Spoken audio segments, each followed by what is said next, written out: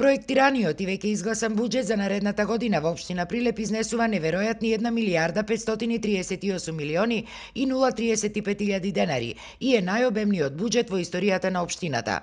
Градските власти тврдат дека бил развоен, бидејќи во прашање биле капитални проекти.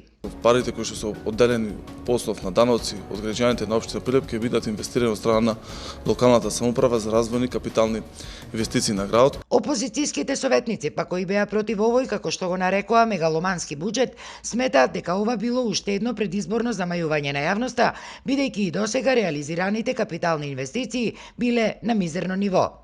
Видовме како роднини од Јовановски градеа дивоградба во градскиот пазар, како се купуваат 4 автобуси за 1 милион евра, како се гради мовче за 500.000 евра, кое патем и воопшто не е изградено.